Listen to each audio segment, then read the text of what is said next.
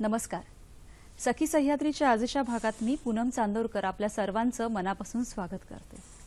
सखी, आजच्या आपल्या या स्पर्धेच्या धावपळीच्या युगात सगळ्यात महत्त्वाचं काय असेल तर ते आहे आपलं करिअर. आणि जर आपलं करिअर का आपण व्यवस्थित निवडलं तर आपण आयुष्यात नक्कीच यशस्वी होऊ शकतो.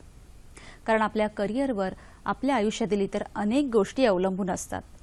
मग हे करिअर कसं निवडावं, त्याची प्रक्रिया काय आहे, या महत्त्वाच्या विषयावर आज आपण चर्चा करणार आहोत. आजचा आपला विषय काय आहे ते पाहूया.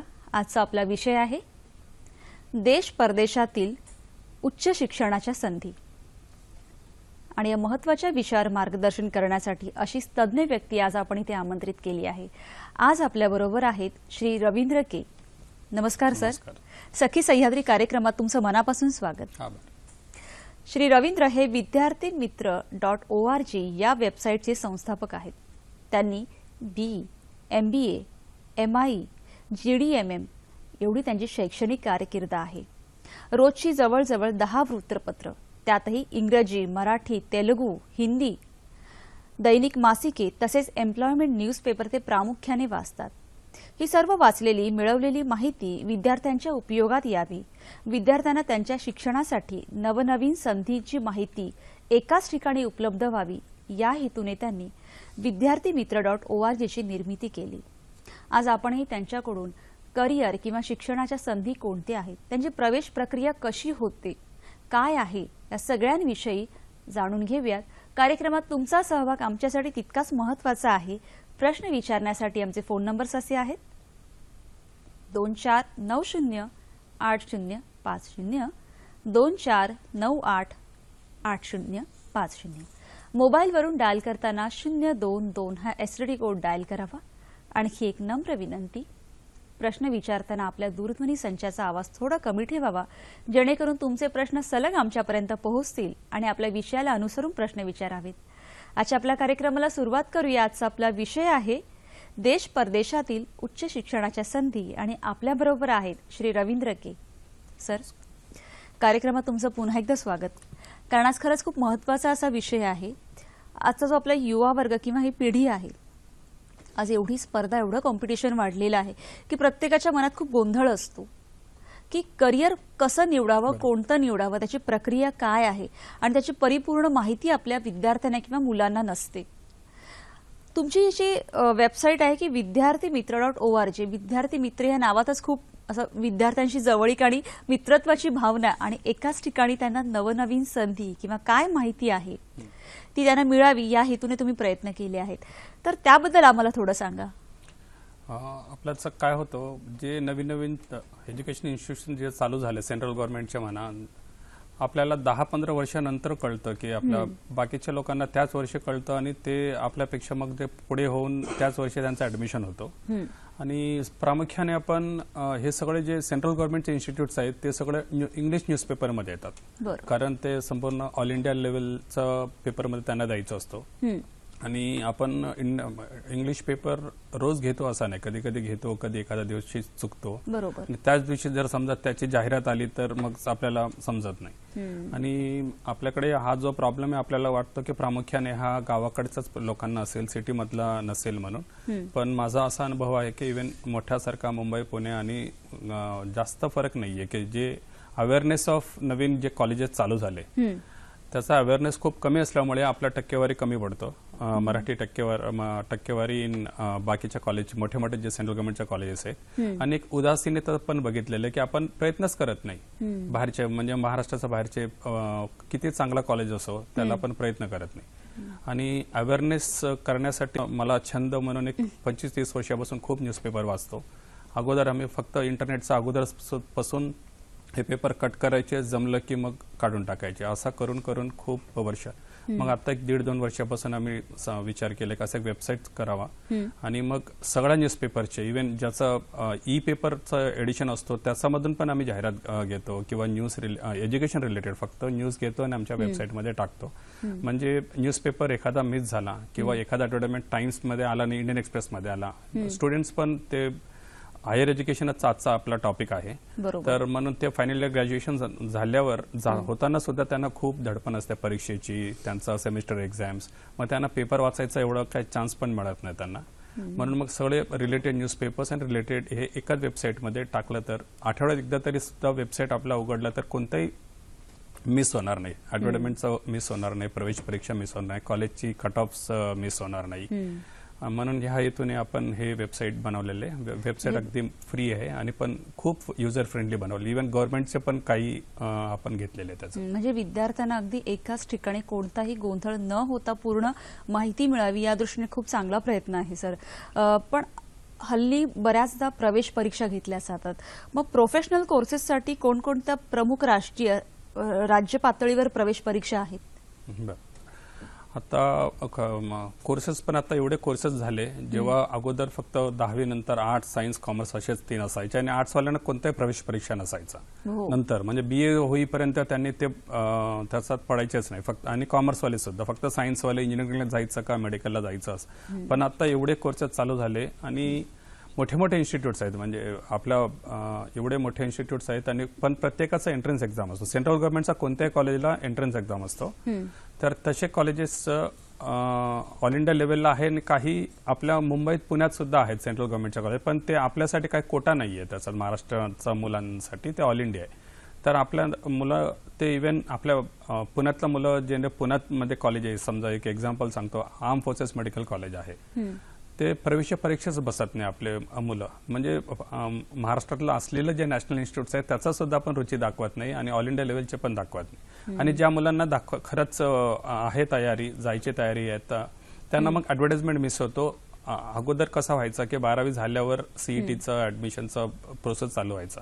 पण सेंट्रल गव्हर्नमेंटचं इन्स्टिट्यूट असं नाहीये. ऑलमोस्ट 10 महिन्या अगोदरपासूनच त्यांचा एंट्रन्स एक्झामचा प्रवेश परीक्षेचा जाहिरात येतो. जसं MBA साठी मी सांगतो तुम्हाला, कॅट म्हणून एक परीक्षा असते, खूप महत्वाची परीक्षा आहे कॅट. आणि अख्खा संपूर्ण देशात MBA साठी एक 10-12 एंट्रन्स एक्झाम्स असतात. सगळ्यात महत्वाची म्हणजे कॅट, जे इंडियन इन्स्टिट्यूट ऑफ मॅनेजमेंट जेवढे आहेत त्याचा कॉमन प्रवेश परीक्षा असतो. त्याचा जाहिरात 1 ऑगस्टला येते दरवर्षी. आपण फायनल इयरचं स्टुडंट, त्याचा कॉलेजच जुलैमध्ये चालू होतो आणि चालू झाल्यावर एक 15 दिवसांनी जाहिरात येतो. मग त्यांना वाटत पण नसेल की एवढा लवकर येईल म्हणून. आणि जेव्हा ते डिसाईड करतात आपण MBA करायचं, तोपर्यंत त्याची ऍडमिशन झालेली पण असतं, त्याचा रिझल्ट आलेला असतो. आपण असं म्हणू शकतो की ही प्रक्रिया खूप आधीपासून सुरू होते. सर, आधी आपल्याला जाणून घ्यायचं, एक फोन घेऊया आधी. रवींद्र कुडाळकर आपल्याशी बोलतात पुण्यावरून. नमस्कार. नमस्कार, बोला रवींद्रजी. हा, नमस्कार. रवींद्र के सर. मी रवींद्र कुडाळकर बोलतोय पुण्याहून. नमस्कार. मी स्वतः शैक्षणिक सामाजिक समुपदेशक आहे. माझा प्रश्न असा आहे की काही विद्यार्थ्यांची कौटुंबिक पार्श्वभूमी शैक्षणिकदृष्ट्या मागासलेली असते आणि आर्थिकदृष्ट्या सुद्धा मागासलेली असते. अशा विद्यार्थ्यांची बौद्धिक कुवत चांगली असते, हुशारी असते, पण त्यांना देशातील आणि परदेशातील उच्च शिक्षणाच्या संधीबद्दल अधिक माहिती नसते. मार्गदर्शन कुठे घ्यावं, कसं घ्यावं आणि आर्थिक तयारीच्या दृष्टीने ते कमी पडतात. मग या शैक्षणिक आणि आर्थिक बाबीबद्दल तुम्ही काय मार्गदर्शन करत? चांगला प्रश्न विचारलात कोडाळकरजी, धन्यवाद.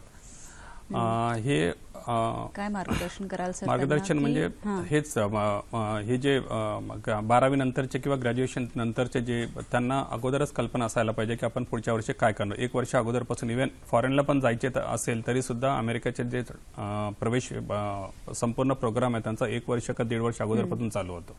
एखादा इंजिनिअरिंग नंतर अमेरिकेला MS करण्यासाठी जायचं असेल तर तो थर्ड इयर जेव्हा असताना, म्हणजे अजून 1 वर्ष असताना थर्ड इयरमध्येच त्याची तयारी, GRE परीक्षा देणे, युनिव्हर्सिटीज निवडणे, प्रत्येक कॉलेजला फॉर्म भरणे, असा एक प्रोग्राम असतो, प्रोसेस असतो. आणि तसंच भारताच्या मध्ये पण खूप चांगल्या कॉलेजेसचा एक, मी कॅटची एक एक्झाम्पल सांगितले की ते 11 महिने अगोदर चालू होतं, पण बाकीचे पण 10 महिने 9 महिने अगोदरपासूनच प्रोसेस चालू होतो. आणि खूप लोकांना प्रवेश परीक्षेचा फॉर्म भरतात, परीक्षा देतात, परीक्षा चांगलाही जातो, रिझल्ट येतो, पण त्या रिझल्टच्या अगोदर खूप कॉलेजेसचा इंडिव्हिज्युअल ऍप्लिकेशन पण प्रोसेस असतो. खूप मुलांना माहीत नसतो. म्हणजे प्रवेश परीक्षा देणं एक भाग झाला, पण प्रत्येक कॉलेजचा फॉर्म पण भरायचा असतो. आणि मग ह्याचा रिझल्ट आल्यावर तेव्हा आपण डिसाईड केलं की आता चांगला मार्क पडलेत आपल्याला कॅटमध्ये म्हणा किंवा एखादा चांगला इंटरेस्टमध्ये, पण त्याचा मग खूप कॉलेजचा कट ऑफ डेट संपलेला असतो. तर म्हणून कॉलेजेसचं पण डेट्स आणि एंट्रन्स एक्झामचं पण डेट्स, कट ऑफ, हे सगळे आपण विद्यार्थीमित्र.org मध्ये दिलेले आहे. आणि विद्यार्थीमित्र मध्ये सगळ्या कोर्सेस आहेत, म्हणजे एनिथिंग, म्हणजे इव्हन तुम्हाला पायलट व्हायचं असेल तर त्याचा पण भारतातला जो गव्हर्नमेंट कॉलेज आहे, एकच गव्हर्नमेंटचा कॉलेज आहे रायबरेलीला, प्रत्येक म्हणजे you imagine any course under the आणि त्याचा माहिती आहे. आणि तुम्ही अजून एक प्रश्न विचारलात की आर्थिक दृष्टीने कसा परवडेल. बरोबर, आर्थिक दृष्टीने जे कोर्सेस चांगले आहेत, प्रत्येक बँकेकडे एक लिस्ट असतो त्यांच्याकडे, आणि लिस्ट नसला तरी सुद्धा गव्हर्नमेंट ऑफ इंडियाने सगळ्या बँकेला, नॅशनल बँकेला सांगितलेलं आहे की तुम्ही 4 लाखापर्यंत विदाउट एनी कोलॅटरल सिक्युरिटी तुम्ही लोन घेऊ शकता. एज्युकेशन लोन 4 लाखापर्यंत विदाउट सिक्युरिटी, आणि 4 ते 20 लाखापर्यंत भारतात तुम्हाला शिकायचं असेल तर तुम्हाला विथ सिक्युरिटी 4 ते 20 लाखापर्यंत लोन मिळतो. आणि फॉरेनला जायचं असेल तर 30 लाखापर्यंत तुम्हाला एज्युकेशन लोन मिळू शकतो. आणि ह्याचा इंटरेस्ट पण सेंट्रल गव्हर्नमेंट भरते. असं एक सबसिडी आहे 4.5 का 6 लाखाचा ज्यांचा इन्कम कमी आहे त्यांचा इव्हन कुठलाही कॅटेगरी नाही, कोणत्याही ओपन कॅटेगरी, कोणत्या कॅटेगरी असो, आपलं शिक्षण संपेपर्यंत त्याचा व्याज पण सेंट्रल गव्हर्नमेंट भरते. असा एक स्कीम आहे त्यांचा सेंट्रल गव्हर्नमेंटचा. आणि आपले इन्स्टॉलमेंट पण कधी चालू होतात, आपलं जॉब लागल्यावर 1 वर्षांनी, म्हणजे आफ्टर द कोर्स 1 year और जॉब लागल्यापासून.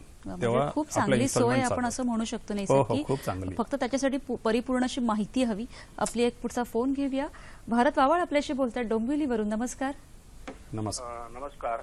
बोला भारतजी. मॅडम, माझा प्रश्न असा आहे की अमेरिका किंवा युरोपियन कंट्रीज मध्ये उच्च शिक्षण घेण्यासाठी आपण जाताना आपले सरकार काही प्रकारे आपल्याला अनुदान किंवा काही मदत करू शकते का? आणि त्याचबरोबर या देशामध्ये जाताना व्हिसाचा बराच मोठा प्रॉब्लेम असतो, तर हा व्हिसा आपण सहज मिळू शकतो का?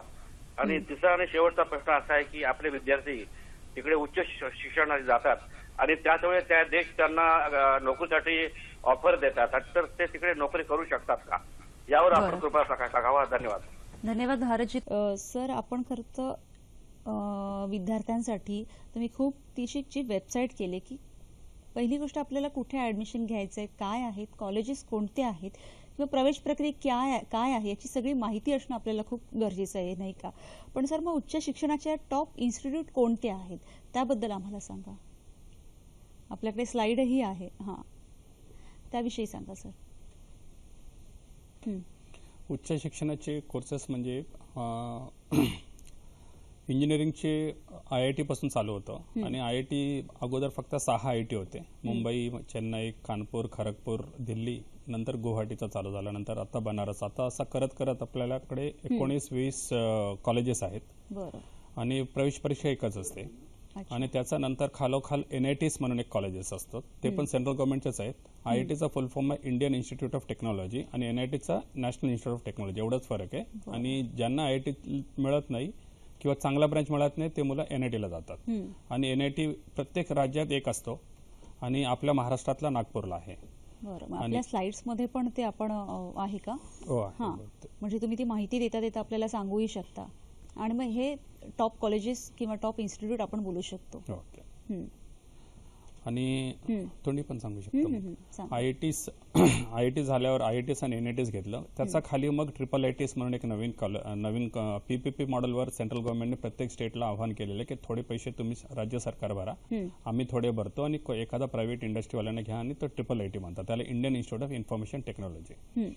आणि मग खूप राज्यात चालू झालेले. आपल्या ह्याच वर्षी पहिल्यांदा चालू आहे. हा प्रोग्राम 10 वर्षापासून आहे, पण आपल्याकडे ह्या वर्षी एकाच वेळी आपल्या मुख्यमंत्री माननीय देवेंद्र फडणवीसांनी 2 IIIT, एक पुण्याला एक नागपूरला ह्या वर्षी चालू केलेलं आहे. बरं, 6 महिने झाले, आता फर्स्ट इयर चालू आहे. पण त्याची माहिती सुद्धा लोकांना कळता अजून 10 वर्ष जातात, त्याची खंत आहे आम्हाला. तर म्हणून ते विद्यार्थी मित्रावर वारंवार आम्ही फोकस करतो. बरोबर. पण ह्या जे IIITला असा हे नाहीये, रिझर्वेशन फॉर महाराष्ट्रीयन स्टुडंट्स असा नाहीये. म्हणजे आपण जर समजा प्रवेश परीक्षा दिली नाही, फॉर्म भरला नाही, तर असं असू शकतो की आपल्या पुण्यातला आणि नागपूरला कॉलेज सुद्धा 100% मुलं बाहेरचे येतात. मग आपल्याला कॉलेज महाराष्ट्रात ठेवून सुद्धा काय फायदा आहे? म्हणून मी विद्यार्थ्यांना विनंती करतो की तुम्ही ऑल इंडिया एंट्रन्स एक्झाम जेवढे पण असतात त्याला तुम्ही बसा.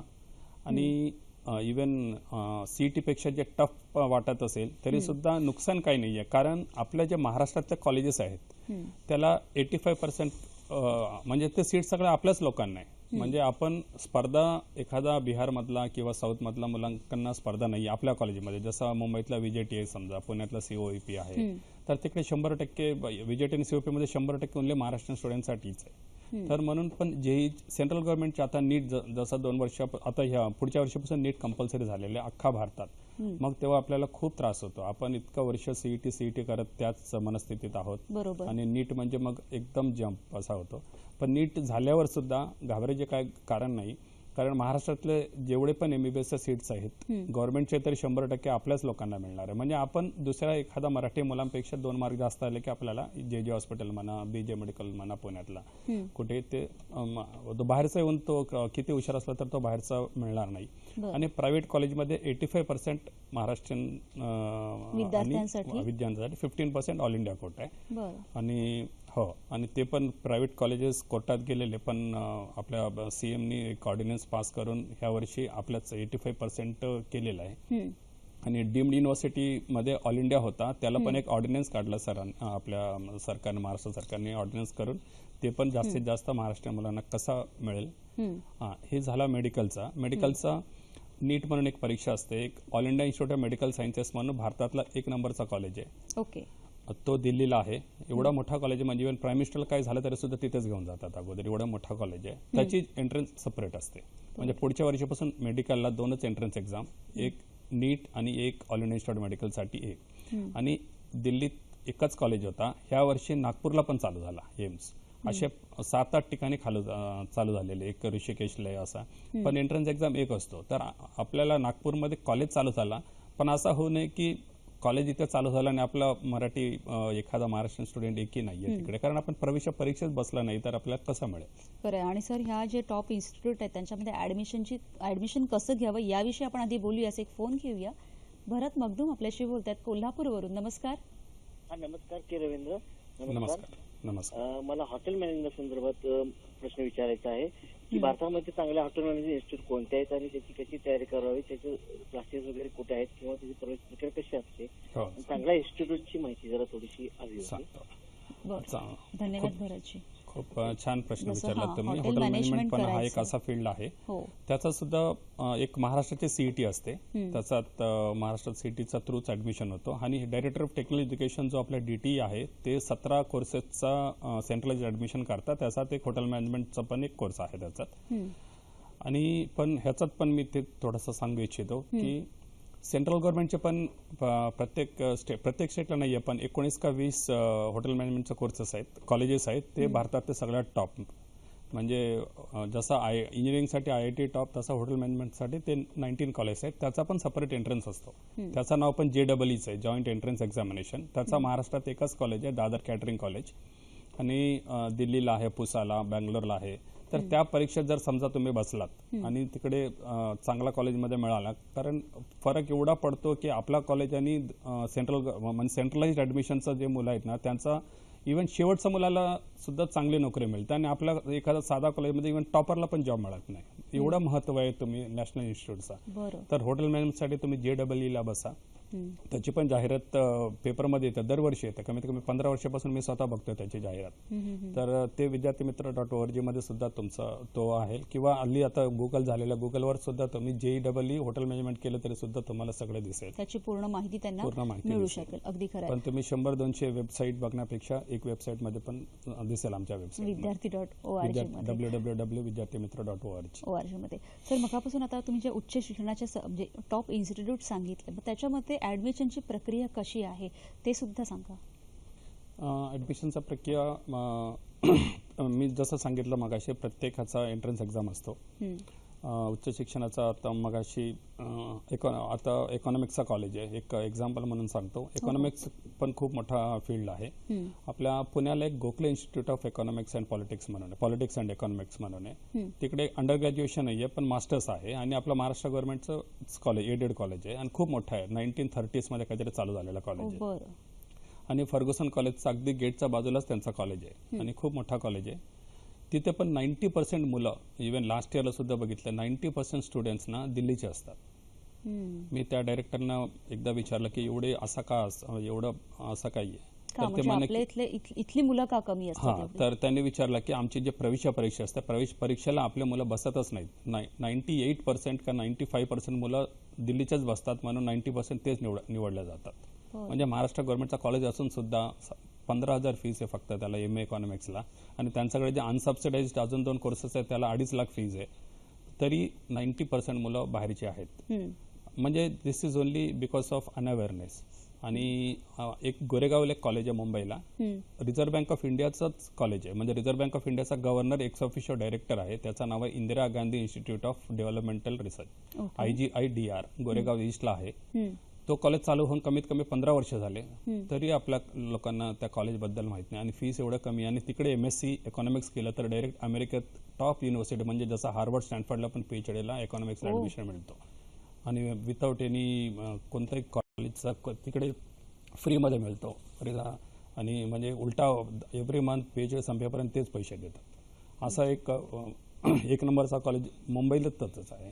आणि टॉप एक दिल्ली स्कूल ऑफ इकॉनॉमिक्स म्हणून तिकडे एक आहे, दिल्लीला सेकंड बेस्ट आहे. Third best Gokhale. म्हणजे गोखले इन्स्टिट्यूट दिल्लीच्या लोकांना माहिती आहे पण आपल्या लोकांना माहित नाही. म्हणजे मला आपण असं म्हणू शकतो की अवेअरनेस हे खूप मोठं फॅक्टर आहे. आणि आजकालच्या मुलांचा उडालेला गोंधळ, ह्या 2 गोष्टी ज्या आपण आपल्या कार्यक्रमातून शक्य तेवढ्या क्लिअर करूया. आपला एक पुढचा फोन घेऊया.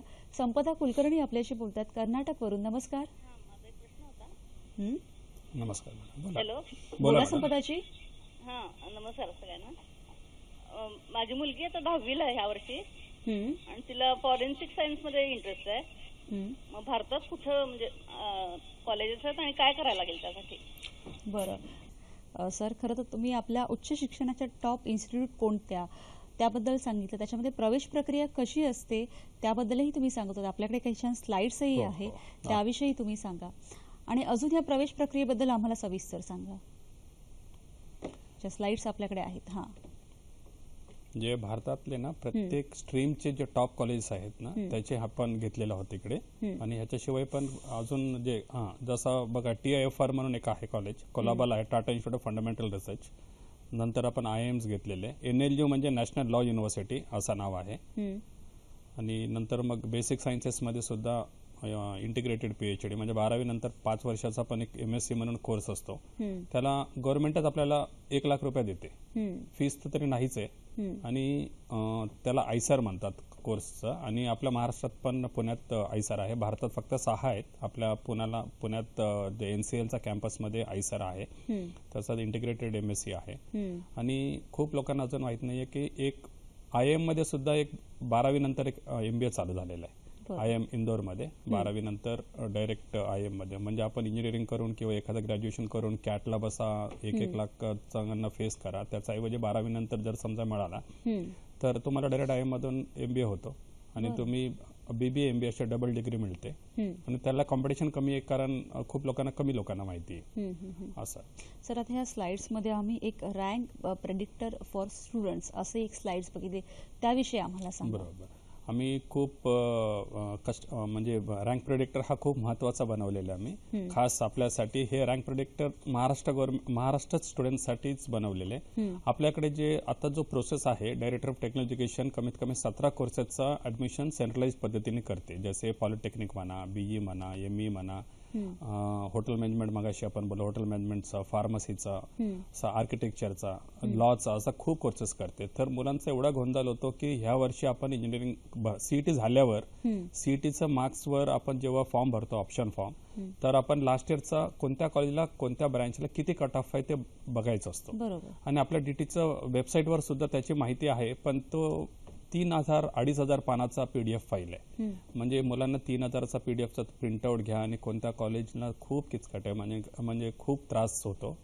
तर आम्ही 17 कोर्सेसचा रँक प्रेडिक्टर असा एक सॉफ्टवेअर बनवलंय की तुम्ही फक्त CETचा मार्क्स टाका आणि तुमची कॅटेगरी टाका, ओपन कॅटेगरी का कोणता रिझर्व्ड कॅटेगरीचा टाकलं तर तुम्हाला लास्ट इयरच्या हिशोबाने कोणत्या कॉलेजचा मिळू शकेल एका क्लिकवर कॉलेजचा लिस्टच येतो समोर. कारण समजा एक इंजिनिअरिंग घेतलं तरी सुद्धा 400 इंजिनिअरिंग कॉलेज आहेत. आणि प्रत्येक कॉलेजचे 4-4, 5-5 ब्रांच म्हटलं तरी सुद्धा 2,500 ऑप्शन्स आहेत. आणि आपल्याला फक्त 30 चॉईसेस लिहित होते. ह्या वर्षी 300 झालेले. पण 300 शोधायला सुद्धा PDFचा 3,000 पानांचा प्रिंटआउट घेऊन जे करायचं आहे इव्हन डिप्लोमा टू डिग्रीचा जो एक ॲडमिशन असतो त्याला पण 3000 पानाचा PDF आहे. तर आणि खूप म्हणजे प्रिंटआउट घेऊन सुद्धा प्रत्येक स्टुडंटला कमीत कमी 4 दिवस घालवले तरी सुद्धा त्याचा पण ही सगळी माहिती आपल्याला त्या तुमच्या वेबसाईटवर सीईटीचा मार्क्स टाकायचे आणि कोणता ब्रँच पाहिजे कुठे पाहिजे असं 1-2 हे टाकल्यात, तुमचं कॅटेगरी टाकल्यात, तुम्हाला कोणता कॉलेज मिळू शकेल लगेच ते मिळू शकतं. सर आपण अधिक चर्चा करूयाच, अधिक फोन घेऊया. कविता पांडव आपल्याशी बोलतात औरंगाबादवरून. नमस्कार. नमस्कार कविताजी, बोला. बोला मॅडम. कविताजी, कविताजी तुमचा प्रश्न विचारा. कविताजी, तुमच्या टीव्ही संचाचा आवाज थोडा कमी ठेवा आणि तुमचा प्रश्न सलग विचारा. माझी टीव्ही. कविताजी, प्रश्न सलग विचारा. बरं, अपरिहार्य कारणामुळे आपला फोन कट झालेला आहे. पण सर, मगाशी संपदा कुलकर्णी यांनी जो एक प्रश्न विचारला होता की त्यांची मुलगी 10वीला आहे आणि फॉरेन्सिक सायन्स त्यांना घ्यायचं आहे, तर काय प्रक्रिया आहे आणि त्यांच्यासाठी काय संधी आहे? फॉरेन्सिक सायन्सला 12वी नंतर सेंट्रल गव्हर्नमेंटच्या इन्स्टिट्यूट्स एक गुजरातला आहे, गांधीनगरला, आणि त्याचा एंट्रन्स सेपरेट असतो. बरं. तर आणि त्याचा एंट्रन्सचा जाहिरात पण आमच्याकडे आम्ही टाकतो. तर त्याची एंट्रन्स असते आणि त्या कॉलेजला ऍडमिशन होतो. पण असा ह्याचे बाकी स्ट्रीम सारखा हा स्पेशलाइज असल्यामुळे ह्याचा ऑल इंडिया लेवलचे कोर्सेस कॉलेजेस कमी आहेत तसे, पण राज्यात आहेत. इव्हन बॉम्बे युनिव्हर्सिटीमध्ये सुद्धा तसा एक कोर्स आहे फॉरेन्सिक सायन्स, कारण तो मोठा इम्पॉर्टंट आहे. हल्ली कधी क्राईमला डिटेक्ट करताना फॉरेन्सिक सायन्सवाले जे फिंगरप्रिंट्स घेतात, आपण जे सिरियल बघतो CID सिरियल, तर तसा तो एक खूप इम्पॉर्टंट आहे. पण एवढं माझं 10वीत असताना तुम्ही फॉरेन्सिक सायन्स असा एक धरून असा करू नका, कारण 12वी नंतर तिचाही माइंड चेंज होईल आणि पालकांचा पण माइंड चेंज होईल. तर असा ऑप्शन्स तुम्ही खूप ठेवा, कारण 10th standard is too early to decide what to do.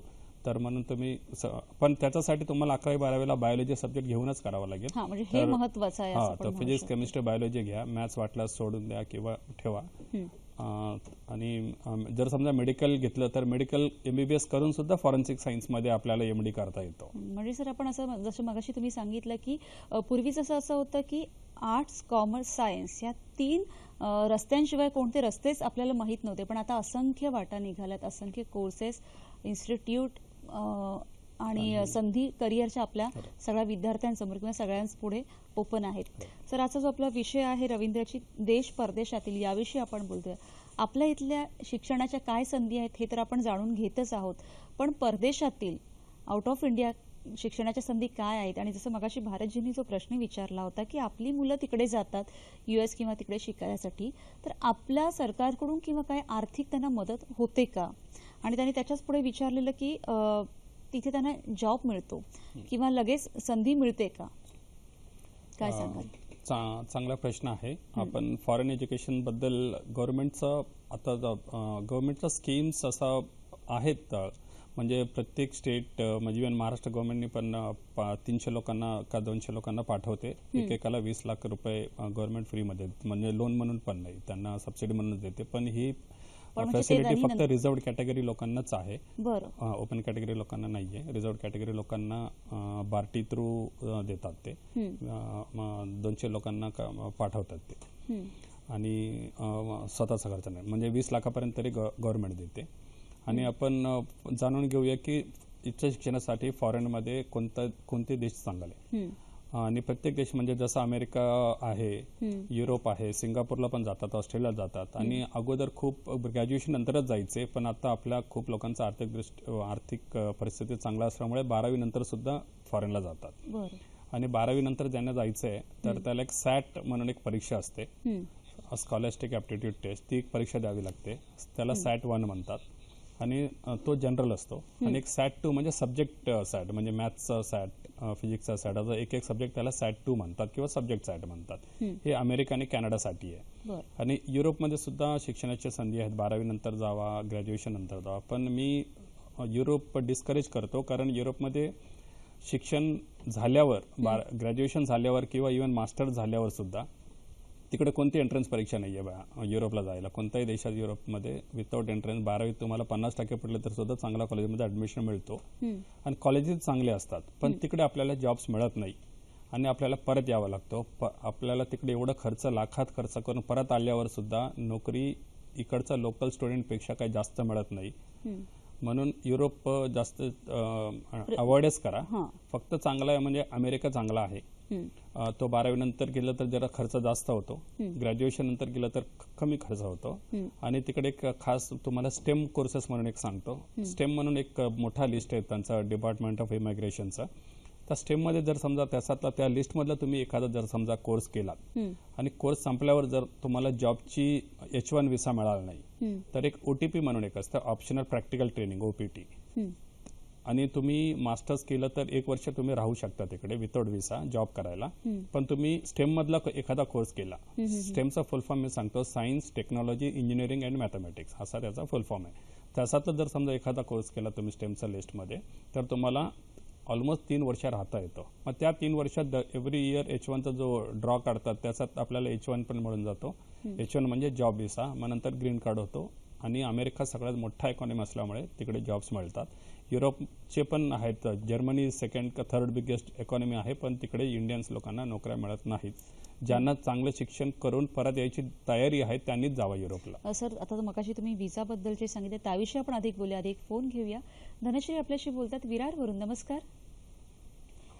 नमस्कार धनश्रीजी, बोला. तुमचा प्रश्न विचारा. हा नमस्कार. मी धनश्री अडवकर बोलते. माझं ऍक्च्युली BCA कम्प्लीट झाले 2010 ला. तर मला आता 6 वर्ष माझा गॅप झालाय. तर मी आता पुढं कशामध्ये हे करायचं, जॉब करायचं झालं तर कशामधून करावा किंवा त्याच्यानंतर काय मला संधी आहेत ते मला थोडं जाणून घ्यायचं होतं. बरं, धन्यवाद धनश्रीजी. रवींद्रजी काय सांगाल की एक BCA झालेले 6 वर्षाचा गॅप झालेले, आता संधी त्यांना कशामध्ये आहे, काय मार्गदर्शन कराल? BCA झाल्यावर सुद्धा मॅडम एक MCA म्हणून एक कोर्स असतो 3 वर्षाचा.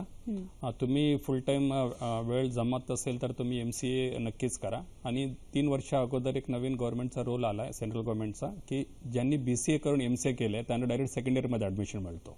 म्हणजे तुमचा MCA 3 वर्षाचा कोर्स 2च वर्षात होऊन जाईल. आणि दुसरा एक अजून एक पर्याय म्हणजे एक CDAC म्हणून एक इन्स्टिट्यूट आहे, गव्हर्नमेंट ऑफ इंडियाचा इन्स्टिट्यूट आहे आणि त्याचा हेडक्वार्टर्स पुण्यातच आहे. म्हणजे आपल्या महाराष्ट्रात त्याचा हेडक्वार्टर्स आहेत आणि देशभर त्यांचा इन्स्टिट्यूट्स आहेत आणि सेंट्रल गव्हर्नमेंटचा आहे आणि सगळ्यात चांगला आहे. तो फक्त 5.5 महिन्याचा कोर्स असतो, दरवर्षी 2 बॅचेस निघतात. तो जर समजा तुम्ही कोर्स केलात BCA करून CDACचा कोर्स, त्याची पण एंट्रन्स एक्झाम असते परत CDACची, तर तुम्हाला नक्की नोकरी मिळेल. कारण त्या CDACचं प्लेसमेंट 100% असतो. मी खूप इंजिनिअरिंग स्टुडंट्सना पण सांगतो, तुम्हाला नोकरी कॉलेजमध्ये नाही मिळाली तुम्हाला तर तुम्ही CDAC कोर्स करा, तुम्हाला 100% जॉब मिळतो. पण CDACचे पण एक एंट्रन्स एक्झाम असते आणि वर्षाला 2दा होते आणि बॅचेस पण 2दा निघतात. तर तुम्ही अवश्य CDAC करा. वा सर, आता जसं मगाशी तुम्ही परदेशातील उच्च शिक्षणाबद्दल आपण बोलत होतो, व्हिसा ही जी एक थोडी किचकट प्रक्रिया असते त्याविषयी काय सांगाल? व्हिसाचं काय मेन जे मोठ्या कंट्रीजमध्ये काय बघतात व्हिसा देताना, ते तुम्ही कोर्स संपेपर्यंत फायनान्शियली तुमच्याकडे आहे का, पैसे तेवढे बँक बॅलन्स बघत नाहीत. पण तुम्ही जर समजा आपण एक्झाम्पल मोठा देश अमेरिकाच घेतला तर ते व्हिसा देताना ऍडमिशन त्यांचा टोटली डिफरंट. ऍडमिशन मिळाला म्हणजे व्हिसा मिळेलच असा काही नाही. तर व्हिसा करताना फक्त व्हिसावाल्यांना आपण पटवून द्यायचं असतं 2 गोष्टी, की आम्ही समर्थ आहोत की 2 वर्ष आमचे आई वडील आम्हाला पैसे देतील. त्याचा ते 2 वर्षाचा संपूर्ण MS कोर्सचा त्यांचा संपूर्ण फीस आणि त्यांचा लिव्हिंग एक्सपेन्सेस जे $1000 पर मंथ होतात तिकडे, म्हणजे 24 महिन्यात $24,000 आणि त्यांचा कॉलेजचा फीस, हे तेवढे आपल्याकडे बॅलन्स दाखवायला लागतो. किंवा बँकेत एखादा प्रॉपर्टी असला तर लोन अगेन्स्ट प्रॉपर्टी म्हणून एज्युकेशन लोन म्हणून 30 लाखापर्यंत तो पण लेटर चालतो. आणि आपल्याकडे जे 5-10 लाख FD आहे ते सगळं केलं ना तर मिळून जातो. आणि त्यांना अजून एक गॅरंटी लागते, म्हणजे त्यांना हे बघतो की हा येऊन परत येईल का इकडेच जाईल. मग व्हिसामध्ये इंटरव्ह्यूमध्ये सांगायचं असतं की मी फक्त शिक्षणासाठीच चाललोय, मी परत येणार. तसं अमेरिकेत गेलेलं 99% मुलं काय परत येत नाहीत. पण व्हिसा ऑफिसरला आपण पटवून द्यायचं असतं की फक्त शिक्षणासाठी चाललो, मी तिकडे सेटल व्हायला चाललेलो नाहीये आणि तेवढे डॉक्युमेंट्स दाखवलेत फायनान्शियली, तर 99% आपला मुंबईचा इकडे व्हिसा मिळत जातो. अगदी खरं आहे सर. खरं तर आता हे IIT किंवा IIM, NIT यासारख्या संस्थांमध्ये आपल्या महाराष्ट्रातील विद्यार्थ्यांची टक्केवारी कमी का आढळते? हो, हा एक खूप महत्वाचा मुद्दा आहे ऍक्च्युअली. ह्याच्यासाठीच बऱ्याचदा आपल्याकडे जर एवढ्या संधी आहेत तर आपल्याच मुलांनी तिथे त्यांची टक्केवारी का कमी झाली? ह्याचा टक्केवारी कमी काय म्हणजे आपल्याच पॅरेंट्सचा उदासीनता म्हणायला लागेल. कारण बाकीच्या राज्यात ना ज्यांना IITला जायचं आहे ते 7वी 8वी पासूनच तयारी करतात. मी एक एक्झाम्पल सांगतो. एक 15 वर्षापूर्वीचं आहे, आता ते खूप ओल्ड झाले. रामाया इन्स्टिट्यूट, रामाया क्लासेस म्हणून एक हैदराबादला क्लासेस आहेत. ते फक्त 120 मुलांना घेतात आणि त्याच्यातला 113-115 लोकांना IIT मिळतो दरवर्षी. तर ते 2 वर्षाचा कोर्स आहे त्यांचा, इंटिग्रेटेड कोचिंग. ते त्यांचं ज्युनियर कॉलेज आणि त्या IIT त्या रामायामध्ये ॲडमिशन मिळालं म्हणजे IITचं ॲडमिशन होतोच त्यांचा. एवढं 120 मधून 117 लोकांचा. त्याची पण परत एंट्रन्स असते. त्या क्लासेसला जाण्यासाठी एंट्रन्स असते. कमीत कमी 1 लाख लोक बसतात त्या एंट्रन्सला आणि त्याची कोचिंग 7वी पासून चालू होते. म्हणजे एखादा कोचिंग क्लासला जॉईन व्हायला तुम्ही 4 वर्षाच्या अगोदरपासून कोचिंग करा. म्हणजे बाकीच्या राज्यात एवढी त्यांचा मेंटल तयारी आहे, अवेअरनेस आहे. आणि पॅरेंट्सचा म्हणजे ते 7-8वीच्या मुलीला तिकडे जाऊन सोडून येतात, परत पिकअप करतात, परत असा करून आपल्याकडे 10वी परीक्षा झालं नंतरच डोळे उघडून आपण सांगतो की ह्याला माझ्या मुलीला किंवा मुलाला 92% पडल्यात, आता मला IITचा तयारी केलं पाहिजे. IITची तयारी 2 वर्षात होत नाही. जे काय आता IITमध्ये जे मुलं आहेत आपल्या महाराष्ट्राचे ते खूप हुशार मुलं आहेत म्हणून त्यांना मिळालेलं आहे. पण जे कमी हुशार असून सुद्धा तुम्ही जास्त अभ्यास केला तरी सुद्धा तुम्हाला IITत ॲडमिशन मिळू शकतो. फक्त तयारी खूप अगोदरपासून करायला लागतं. 10वीचा रिझल्ट आल्यावर पर्सेंटेज जास्त आला म्हणून IIT मिळणार नाही. आणि दुसरं अजून एक महत्त्वाचं सांगतो, आपल्याकडचा आणि दुसऱ्या राज्याचा काय फरक आहे. जे सेंट्रल गव्हर्नमेंट इन्स्टिट्यूट जे खूप चांगले इन्स्टिट्यूट्स आहेत त्याच्यासाठी आपण 12वी नंतर रिपीट करायची पण मानसिक तयारी ठेवली पाहिजे. आपल्याकडे तसा होत नाही. आपण IITचा ट्राय केलं, नाही मिळाला, असा खाली करून मग नंतर कर्जत कसाराला पण आपण ऍडमिशन घेतो. जसं सर मगाशी आपल्या एका म्हणजे जी चर्चा चालू होती त्याच्यामध्ये तुम्ही एक मुद्दा सांगितला की 1 वर्ष वाया घालवू नये किंवा जाऊ नये म्हणून कुठेही ऍडमिशन बरोबर मॅडम घेऊ नये. त्याविषयी थोडं जर आम्हाला सविस्तर सांगा. आपण मेडिकल एक्झाम म्हणा, IITs म्हणा, जेव्हा जे सेंट्रल गव्हर्नमेंटचे जे मोठे मोठे इन्स्टिट्यूट्स आहेत तिकडे तिथे ॲडमिशन घेण्यासाठी किंवा मिळवण्यासाठी 1 वर्ष फुकट जर समजा आपण रिपीट केलं तर काहीच नुकसान होत नाही. कारण आपण साधा कॉलेजमध्ये अभ्यास करून डिग्री घेऊन अख्खं आयुष्य वेस्ट घालवण्यापेक्षा इकडे 1 वर्ष एनी टाइम बेटर आहे. आणि हे प्रॅक्टिस सगळ्या राज्यात करतात, फक्त आपणच करत नव्हतं. इव्हन MBBSच्या मुलांना सुद्धा MBBS साठी ट्राय करतात आणि लास्टला MBBS नाही मिळालं तर BDS घेतात, नाही मिळालं तर आयुर्वेदिक घेतात, होमिओपॅथी घेतात, युनानी घेतात, फिजिओथेरपी घेतात, पण त्याच वर्षी घेतात. असं हे मानसिकता आपण बाहेर पडलो पाहिजे. आपण बाकीच्या राज्यात 3-3, 4-4 वेळा पण देतात जर MBBS. आपल्याकडे अशी मानसिकता तयार झाली की ते 1 वर्ष फुकट गेलं तर म्हणजे बराच काहीतरी नुकसान होईल आणि 1 वर्षही आपलं फुकट गेलं नाही पाहिजे. त्याच्यामागे ती बरीच मोठी मानसिकता आहे. सर त्याविषयी बोलूया. एक फोन घेऊया. दीपेश नाईक आपल्याशी बोलतायत. नमस्कार. नमस्कार दीपेशजी, बोला. Hello ma'am. हॅलो मॅम, मी आता IIT मद्रासचा स्टुडंट आहे. तर मला सेकंड इयर बीटेकचा स्टुडंट आहे. तर मला US युनिव्हर्सिटीसाठी अप्लाय करायचं, तर कोणत्या एक्झाम्स द्याव्या लागतील? धन्यवाद दीपेशजी. तुमच्या ह्या प्रश्नाचं उत्तर तुम्हाला मिळणारच आहे. आणि अजूनही प्रत्येक प्रवेश प्रक्रियेसाठी CBSE बोर्ड महत्वाचं आहे, पण आपलं महाराष्ट्र बोर्ड जर असेल तर त्या मुलांनी काय केलं पाहिजे आणि अशा बऱ्याच गोष्टी आपल्याला जाणून घ्यायच्या आहेत. सर दीपेशजींनी जो प्रश्न विचारला होता त्यांना तुम्ही काय मार्गदर्शन कराल? मला खूप बरं वाटलं की एक IIT विद्यार्थी कल्याणहून फोन केलेला आहे मला आपल्याला. IITचं तुम्ही जर आता सेकंड इयर इंजिनिअरिंग आहेत तर तुम्ही 3rd इयर झाल्यावर लगेच जे वेकेशन सुट्टी असतो 3rd इयर आणि 4th इयरच्या मध्ये, तेव्हा तुम्ही GRE द्या आणि त्याची GREची तयारी 2 महिने अगोदरपासून करा. GRE एक 170 आणि 170, वर्बल 170 आणि कॉन्ट 170 असे 340 मार्काचा पेपर असतो. कॉन्टवर जास्त लक्ष द्या कारण इंजिनिअरिंग नंतर तिकडचे टेक्निकल कोर्सेससाठी कॉन्ट बघतात. त्याच्यात ऑलमोस्ट खूप मुलांना 170 आउट ऑफ 170 मिळतो आणि वर्बलमध्ये एक 5-10 मार्क कमी आले आणि तुम्हाला 340 मधून 320 पण आले तर तुम्हाला अमेरिकेतल्या टॉप 50 युनिव्हर्सिटीज मिळण्याची शक्यता आहे. आणि तुम्ही IITचा स्टुडंट असल्यामुळे तुम्हाला टॉप 20चा पण चान्सेस आहेत.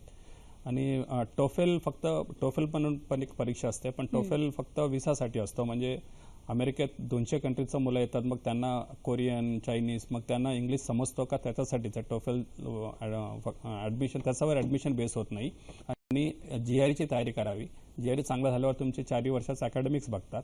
आणि एक SOP म्हणून एक खूप महत्त्वाचा टप्पा असतो अमेरिकेला, स्टेटमेंट ऑफ पर्पज. म्हणजे ते विचारतात की तुम्ही आमच्याच युनिव्हर्सिटीत का अर्ज करते, आमच्याच कॉलेजमध्ये का अर्ज करते. त्यांना कन्व्हिन्सिंग एक एसे लिहायचा असतो. आणि तुम्ही कमीत कमी एक 8 ते 10 कॉलेजेस निवडून तुम्ही अर्ज करायचा, तर कुठे ना कुठे 100% मिळून जाईल. IITs are very famous in America. वा सर, रवींद्रजी मला अजून एक पुढचा मुद्दा विचाराय की सेंट्रल गव्हर्नमेंटच्या लॉमध्ये असे काही टॉप इन्स्टिट्यूट आहेत का? हो, चांगला प्रश्न विचारलात. लॉमध्ये सुद्धा एक 15 वर्षापूर्वी सेंट्रल गव्हर्नमेंटने IIT सारखेच नॅशनल लॉ स्कूल्स म्हणून चालू केले. प्रत्येक राज्यात एक चालू झालेलं आहे. त्याचा एक सेंट्रल गव्हर्नमेंटचा ऑल इंडिया, त्याचा पण एक ऑल इंडिया एंट्रन्स एक्झाम असतो. त्याचं नाव आहे CLAT, common law admission test. असा एक एंट्रन्स असतो. त्याच्यात त्या परीक्षेत, आणि त्याचा कॉलेज एवढे चांगले आहेत, एवढे मोठे आहेत की त्यांचा जे विद्यार्थी आहेत ते लॉ करताना वेकेशनमध्ये सुप्रीम कोर्ट जजसोबत इंटर्नशिप करतात. आपल्याला अजूनही वाटतं की गव्हर्नमेंट लॉ कॉलेज आपल्या चर्चगेटला किंवा इथे ILS हे मोठे आहेत. हे आता मोठे राहिलेले नाही आहे. भारतातले 20 का 25 कॉलेजेस आहेत. त्याचा सिंगल एंट्रन्स असतो CLAT म्हणून. आणि आत्ता आपल्या इव्हन महाराष्ट्र गव्हर्नमेंटला सुद्धा सेंट्रल गव्हर्नमेंटने ऑफर केली होती की तुम्ही पण एक CLAT चालू करा, आम्ही पैसे पुरवू, आम्ही हे करू. पण खूप वर्षापासून तो रेंगाळलेला होता. आणि परत अजून एकदा मी धन्यवाद देतो आपल्या देवेंद्र फडणवीस साहेबांना की ह्या वर्षी त्यांनी टेम्पररी कॅम्पस म्हणून, जागा आपल्याकडे नाही आहे तरी Tata institute of social sciences जे देवनारला आहे तिथे त्यांनी ह्या वर्षी चालू केलं. तर आपल्या मुलांना माहिती पडलं नाही तर मग तिकडे पण 100% मुलं बाहेरच्याच येतील आणि आपल्या मुलांना आपल्या महाराष्ट्रातल्या लॉ स्कूलमध्ये पण मिळणार नाही. म्हणजे मला असं वाटतं अवेअरनेस किंवा ही माहिती असणं आपल्या मुलांना खूप खूप महत्त्वाचं. कारण एंट्रन्स एक्झाम खूप सोपा असतो त्याचा CLATचा, पण CLAT परीक्षाच माहित नाही. 15 वर्षापासून ती परीक्षा आहे आणि लॉ करणाऱ्या मुलांना पण ते माहित नाहीये. बरं. रवींद्रजी, मला या एका मुद्द्याकडे यायचं की जसं मगापासून तुम्ही सांगितलं की आता जे टॉप इन्स्टिट्यूट असतात तर प्रत्येक ठिकाणी आता प्रवेश प्रक्रिया किंवा एक एंट्रन्स एक्झाम अशी सुरू झालेली आहे आणि CBSE बोर्ड त्यासाठी असावं. पण जर आपलं महाराष्ट्र बोर्डाचे विद्यार्थी असतील तर त्यांनी काय तयारी करणं गरजेचं आहे? कारण सगळ्यांना CBSE बोर्ड परवडतंय किंवा प्रत्येक पॅरेंट्स किंवा पालक तिथे आपल्या मुलाला टाकू शकतो असं होत नाही. बरोबर. ह्याचात चांगला क्वेश्चन विचारला. CBSEचं महत्त्व काय आहे? म्हणजे जसं मी सांगितलं मागाशी की अमेरिकेत जगाचे 200 देशाचे लोक येतात म्हणून त्यांनी GRE किंवा SAT परीक्षा ठेवल्या, कारण त्यांना कम्पेअर करता येत नाही. म्हणून तसं सेंट्रल गव्हर्नमेंटचे जे इन्स्टिट्यूट्स आहेत, एवढे बोर्ड्स आहेत, प्रत्येक राज्याचं एक बोर्ड आहे, मग त्यांना कसं कम्पेअर करता येईल म्हणून त्यांनी कॉमन प्रवेश परीक्षा ठेवतात. आणि मग त्यांना सिलेबस पण एक कॉमन ठेवायला लागतो. म्हणून ते जास्तीत जास्त CBSE सिलेबसच त्याला 99%, 95% मॅच होतं त्या प्रवेश परीक्षेला. आपण महाराष्ट्र बोर्डाचाच सिलेबस केलं तर मग आपल्याला तयारी डबल दुप्पट करावं. म्हणजे तुम्ही 12वीसाठी बोर्डाची तयारी, SSCचा सिलेबस घ्या, म्हणजे स्टेट सिलेबस घ्या, मग सेंट्रल गव्हर्नमेंटचा एंट्रन्ससाठी तुम्ही CBSE अभ्यास करा. हे 2-2 करण्यापेक्षा CBSEच्या स्कूल्सना, मला तर गव्हर्नमेंटला विनंती करतो की तुम्ही CBSE स्कूलला सुद्धा एड द्यायचा चालू करा. कारण CBSE स्कूल म्हणजे लोकांना वाटतं की त्याचा फीस जास्त, असं काही नाही. सेम सॅलरीजमध्ये इथे जे एडेड स्कूलमध्ये जेवढा खर्च येतो गव्हर्नमेंटला तेवढं CBSEला देतो. एक्झाम्पल मी नाव घेत नाही, पण एक बाजूचाच आपल्याला लागून जे राज्य आहे त्याला इव्हन गावात जिल्हा परिषदमध्ये सुद्धा एक तुकडी CBSEचं ठेवलेलं आहे. जिल्हा परिषद स्कूलमध्ये एक CBSEचा तुकडी आहे गव्हर्नमेंटचा. मग आपण सिटीजमध्ये का नाही करायचं, का सुरू करायला पाहिजे? सर, आपण त्यावेळी आपण एक फोन घेऊया आधी. विपिन आपल्याशी बोलतायत साताऱ्यावरून. नमस्कार. हा, नमस्कार. नमस्कार विपिनजी, बोला. हॅलो, माझं क्वेश्चन आहे मॅम. हा, विचारा, प्रश्न विचारा. की मी आता नॅनो सायन्स सेकंड इयरला आहे मॅडम. कुठे सेकंड इयर? हॅलो, मी सेकंड इयर नॅनो टेक्नॉलॉजी करतोय. नाही, नॅनो टेक्नॉलॉजी म्हणजे BSc नॅनो टेक्नॉलॉजी का BG नॅनो टेक्नॉलॉजी? हा, BSc nano technology. Okay, Shivaji university. हा, शिवाजी युनिव्हर्सिटी. आणि सर, मी पुढे याचा स्कोप काय आणि पुढे वेगवेगळे एक्झाम कुठले देत आहे सर? हा, बरं, धन्यवाद विपिनजी. धन्यवाद. काय सांगाल सर? नॅनो टेक्नॉलॉजी BSc नंतर तुम्हाला MSc पण करता येईल नॅनो टेक्नॉलॉजीला. आणि नंतर तुम्हाला अब्रॉडला पण जाता येईल, इकडे पण जाता येईल तुम्हाला. पण त्याच्याबद्दल तुम्हाला अजून जास्त माहिती पाहिजे तर तुम्ही आम्हाला ईमेल करा. मग त्याचा नॅनो टेक्नॉलॉजीचा MSCचं माहिती तरी देऊच, पण भारतातले जे टॉप कॉलेज, मी वारंवार का सांगतो, कोणताही कोर्स करा, आर्ट्स करा, सायन्स करा, ऍक्टिंग करा, कोणताही, पण भारतातल्या टॉप कॉलेजमध्ये करा. कारण तिकडे ना मगाशी जसं सांगत होतो, शेवटच्या स्टुडंटला सुद्धा संधी असते आणि साधा कॉलेजमध्ये टॉपरला सुद्धा संधी नसते. तर एवढंच लक्षात ठेवा. तुम्ही नॅनो टेक्नॉलॉजी पण खूप चांगला सब्जेक्ट आहे, पण पुढच्या वर्षी जेव्हा तुम्ही मास्टर्स कराल, कारण ग्रॅज्युएशन कुठे केलं तरी सुद्धा तुम्ही मास्टर चांगलं केलं तर तो मेकअप होतो, पण मास्टर्सच तुम्ही एखादा साधा कॉलेजमध्ये केलं तर अख्खा आयुष्य बर्बाद होतं. एवढं लक्षात ठेवा. सर, खरं तर आजचा जो आपला विषय आहे ना, तो खूप खूप महत्त्वाचा आहे. म्हणजे आपल्या सगळ्या विद्यार्थ्यांसाठी, सगळ्या पालकांसाठी आणि सगळ्यांसाठी. पण आपल्याकडे वेळ कमी असते. पण मला ह्या मुद्द्याकडे यायचं आहे. ह्याच्यावर फक्त जरा सांगा की बऱ्याचदा असं होतं की ग्रॅज्युएट झाल्यावर खूप गोंधळ उडालेला असतो की कुठल्या क्षेत्रात आपल्याला जायचं आहे. एखाद्या वर्षी वाटतं 10वीला की इथे जावं, 11वीला वाटतं हे क्षेत्र निवडावं आणि 12वीला वाटतं ह्या क्षेत्राकडे जावं. तर आपल्या सगळ्या विद्यार्थ्यांना आणि त्याचबरोबर त्यांच्या पालकांना तुम्ही काय सांगाल? पालकांना आणि एकदा तुम्हाला जे अवेअरनेस आला, समजा एवढे कोर्सेस आहेत, एवढे कॉलेजेस आहेत, आपण अवेअरनेस कमी असल्यामुळे सुद्धा आपलं लिमिटेड थॉट प्रोसेस असतो. जेवढे जास्त सब्जेक्ट्स माहिती आहेत, जेवढे जास्त कॉलेजेस माहिती आहेत, त्यांचा करिअर, त्यांचा फ्युचर किती चांगला आहे, असं केलं तर खूप आपल्या हे पण मुलांचा चेंज होत असतो. पण पॅरेंट्सने सुद्धा मुलांना खूप एनकरेज करायला पाहिजे शिक्षणासाठी. खूप लोक तरी एक कोटा म्हणून प्लेस आहे राजस्थानला, इव्हन आईला आणि मुलीला असं करून सुद्धा हस्बंड आणि इथे आहे, फक्त वाईफला आणि डॉटरला कोटाला पाठवलेलं 2-2 वर्ष. तर मग त्यांचं भविष्य खूप 2 वर्ष त्रास घ्या मुलांसाठी किंवा आपल्या मुलांसाठी, आणि मग भविष्य खूप चांगलं आहे. मग आणि अवेअरनेस जाणून घ्या, नवीन नवीन कोर्सेस कोणते आहेत जाणून घ्या.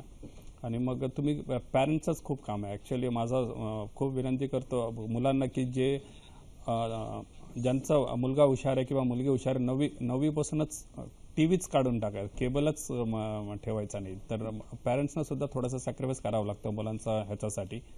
तर असं केलं तर मग खूप भविष्य चांगला होतो. नक्की सर, खरंच आपला आजचा जो विषय होता की देश परदेशातील उच्च शिक्षणाच्या संधी, सरांकडून आपल्याला खूप चांगली माहिती मिळालेली. त्यांची वेबसाईट आपण तुम्हाला माहितीच आहे, आणि काय संधी आहे त्या कशा निवडाव्या याचा एकदा पूर्ण विचार करून जर आपण आपलं करिअर निवडलं तर आपण नक्कीच यशस्वी होऊ शकतो.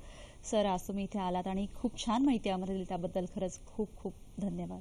भेटूया पुढील भागात एका नवीन विषयासह. तोपर्यंत नमस्कार.